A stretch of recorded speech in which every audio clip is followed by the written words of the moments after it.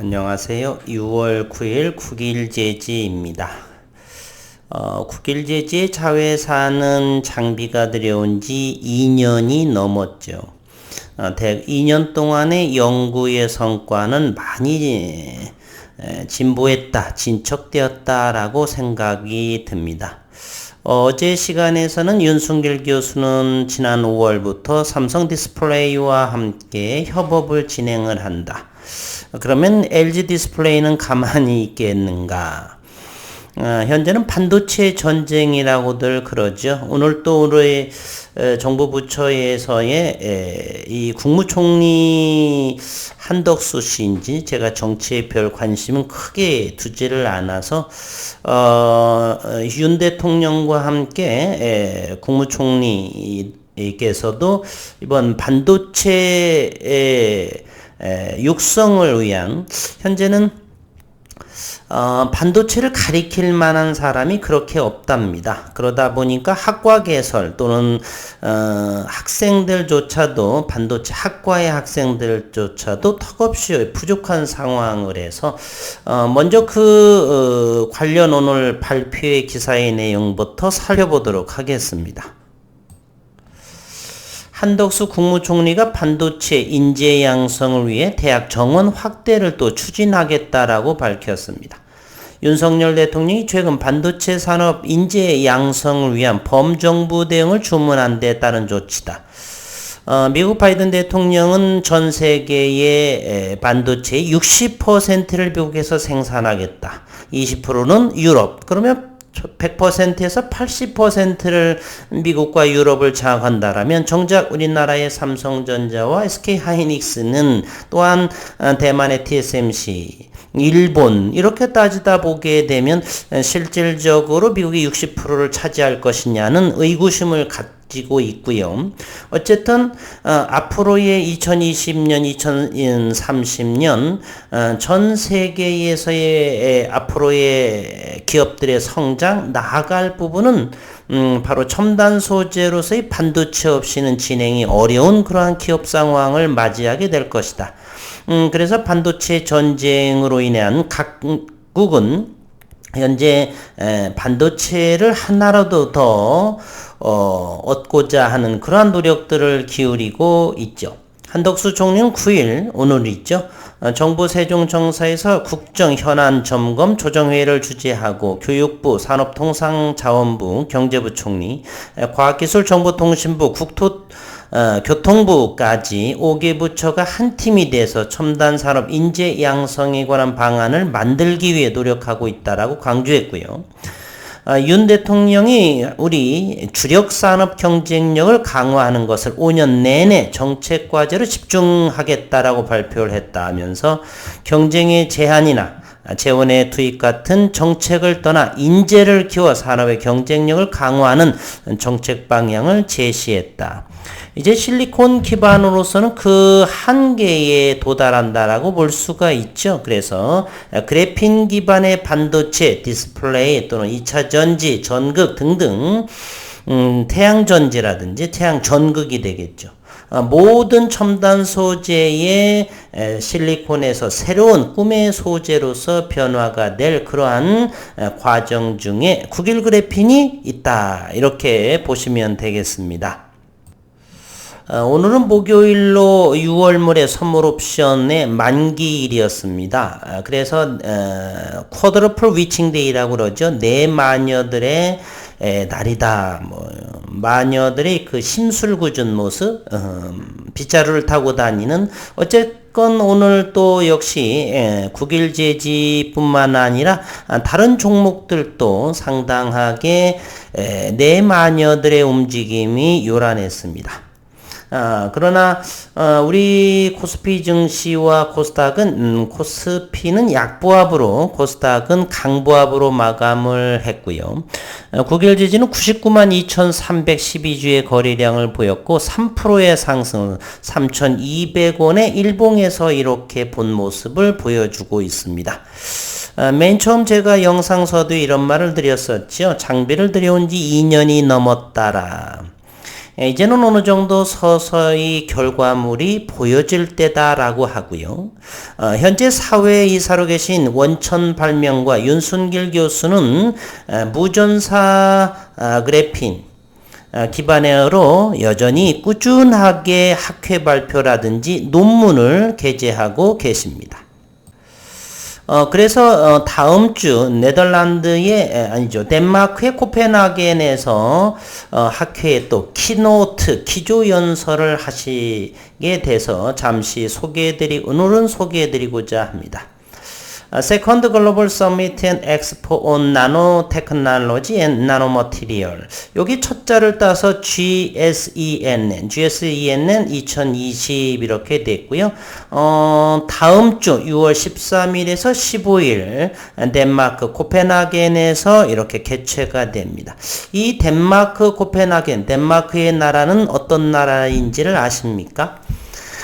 양자역학의 시작이 되는 양자역학의 아버지라고 불리는 닐스 보어가 태어난 나라입니다. 이 닐스 보어의 또 위대함은 또 다른 데 있죠. 바로 후학 양성을 키웠다는 것입니다.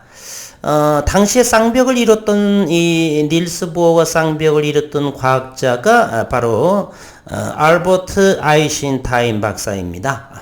당시 프리스턴 대학이 미국에 있었고요. 그러나 아인슈타인 박사는 불행히도 그 천재적인 그러한 성과 이런 부분 존경은 하지만 후학 양성에는 전혀 없었다는 것이고요. 닐스 보어는 현재의 그 제자의 제자들이 현대 물리학의 현재 노벨상 수상자들의 다수가 이 닐스 보어의 제자의 그러한 제자들이라는 사실은 놀랄만한 사실이죠. 우리 문학에서도 사조라는 것이 있죠. 예술에서도 사조, 물리학 이런 과학계에서도 사조가 있는데 노벨 물리학상의 수상자들이 다수가 바로 이 닐스 보어의 제자 그러한 과학적인 자연을 바라보는 관점들을 배우게 되는 그러한 분들이었다라는 사실. 그래서 이 덴마크 코펜하겐은 의미가 있는 나라다. 양자역학의 아버지가 양자역학이 창시된 수소원자 모델의 구조 이런 부분에 대해서 양자역학이 시작된 그러한 나라였다는 사실입니다. 이곳에서의 나노머티리얼 2차원에 대한 그래핀에 대한 기조 연설을 하는데요. 정확히 그 강의 주제는 정확히 모르겠습니다. 이곳에서 이제 영어로 쓰여져 있었는데요. 제가 이제 번역을 해서 보면은 저명한 연구자, 과학자, 학자들이 모여 아이디어를 교환하고 정교한 연구 작품을 발표하고 현장의 핫한 주제를 토론을 하고 이것이요. Discuss hot topic in the field. 각 분야에서 share their experience on all aspects of nanotechnology and nanomaterial. 그들의 모든 면에 그들의 경험담을 공유한다. 나노기술과 나노소재에 대한 그들의 경험을 공유하는 대단히 의미 있는 그러한 학회 발표장인가라고 저는 생각을 합니다. 이와 같은 내용을 이렇게 영상에서 다루는 것은 여전히 꾸준하게 현재 깜짝 사실은 놀랐는데요. 이 윤순길 교수의 그곳에서 프로필을 보게 되면 He had published SCI papers of about 380편의 국제 기준의 논문을 제출했다. 얼마 전까지 2019년, 2020년까지만 해도 SCI 페이퍼를 330여 편이라고 제가 알고 있었는데 몇 년 동안에 2년, 3년이 채 못 돼서 50여 편을 또 SCI급의 페이퍼를 또 발표했다라고 하는 사실에 대단한 연구가다라고 하는 것을 새삼 느낍니다. including nanolattice, advanced materials, ACS nano, nanoenergy, J-master, 그 다음에 chemistry A, advanced science and nano today 등을 통해서 대략 about 380여 편의 SCI 페이퍼를 했다라고 하는 대한민국의 이런 과학적으로 이렇게 SCI급의 논문을 380여 편을 퍼블리시한 분들이 과연 두세 분이라도 계실까 하는 생각을 하는데 대단하신 분이라 생각을 합니다. 다음 주면 어느 주제로서 이렇게 연구 발표를 했는지 확인 가능할지도 모르겠고요. 짐작하건대 최근 윤순길 교수의 그러한 발표들을 보게 되면 이와 같은 내용들이 되지 않을까 하는 생각을 해봅니다.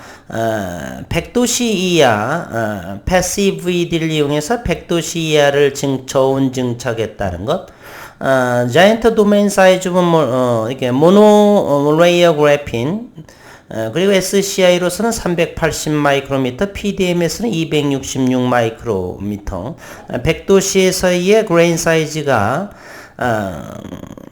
120 마이크로미터인 것을 400 마이크로미터 사이즈에 가까운 사이즈로 확대를 한다라고 하는 것은 그래핀 소자의 레지스턴스 저항을 대단히 감소시키면서 우수한 그래핀을 생산할 수가 있다. 그리고 놀랄만한 플렉서빌리티 15%, 그리고 스트레쳐빌리티 PDMS에서는 페럴 스트레인으로 70%까지 스트레쳐빌리티가 가능하고 그래핀 필드 이펙트 트랜지스터에서는 대략 140%까지의 스트레쳐빌리티를 보여주는 그러한 놀랄만한 그러한 성과, 그리고 질소 도핑의 TFT에 대해서는 월드 레코드의 전기적인 놀랄만한 성능, 이러한 부분을 발표하지 않을까 하는 생각을 해봅니다. 어쩌면 서서히 이제 성과물이 발표되는 내일부터는 또다시 이제 중남대에서 웹진인가요? 그 봄호에 대한 윤순길 교수의 인터뷰 내용을 하나하나 국어 공부를 하듯이 말씀하신 하나하나에 대해서 분석하는 시간으로 내일부터는 영상에서 다뤄보도록 하겠습니다. 오늘 3,205원에 마무리됐고요. 3% 상승을 했었고, 오늘 시장에서의 9개월 재지는 공매도가 42,159주가 이렇게 나왔네요. 평균가는 3,178원에 해당이 됩니다. 그리고 대차의 모습을 보면은요, 오늘 대차는 2만주 대차를 하고 상환은 54,600주, 34,600주가 대차 잔고에서 줄어든 모습이지만 여전히 대차 잔고는 1222만주의 모습을 보여주고 있습니다. 신용 잔고가 조금 더 줄어들었네요. 2.87%, 현재 367만 3,765주의 모습을 신용 융자 잔고가 남아 있습니다. 시가총액은 4천억 원이 조금 넘었죠. 주가가 올랐기 때문에. 그리고 현재 외국인 보유는 3.11%, 396만 5천주의 모습을 보여주고 있습니다. 최종적으로 오늘 57,720주가 증가한 모습인데 실질적으로는 프로그램 매수는 조금 더 많은 것으로 알고 있습니다. 오늘 프로그램으로 63,270주가 들어왔다는 것이고요. 서서히 일봉에서 61선의 모습을 닫고 있는 모습인데 어쨌든 9일 그래핀에서 유의미한 결과가 나오게 되면 어마어마한 속도로 주가는 회복되리라 저는 개인적으로 생각을 합니다. 잠시 월봉의 모습을 보면 대단히 4년 동안에 가장 낮은 RSI 모멘텀 보조 지표의 위치를 월봉으로 확인해 볼 수도 있다는 것입니다. 분봉의 모습을 확인해 보도록 하겠습니다. 최근 들어서 3,000원을 강력하게 지지하고 있는 모습이고요. 거래량이 불쑥불쑥 뭔가가 움직이는 태동하는 그러한 모습의 분봉의 거래량을 확인해 볼 수가 있고요. 오늘 3,200원까지를 도달을 했고 최근에 지난달이죠. 5월 말 정도에 3,300원, 3,100원에서 3,300원에서 꼼지락거리는 거래량의 움직임이 과연 이곳을 가볍게 내일 그리고 다음 주에 주가의 움직임을 한번 살펴보는 것도 대단히 의미가 있다라고 볼 수가 있습니다. 1년 동안을 바라보게 되면 그동안에 줄곧 하락을 한 그러한 모습이 1년이 좀 넘었었죠. 이제는 어느 정도 무엇이라도 하나 나와야 될 시기가 점점 다가오지 않나 개인적인 생각을 해봅니다. 오늘도 수고 많으셨고 그리고 내일 하루가 남았네요. 그리고서 6월 앞으로 기대감으로 또는 수급도 한번 살펴보면서 또한 윤순길 원천 발명가의 움직임, 행동 그런 것까지 함께 두루두루 깊게 다뤄보도록 하겠습니다.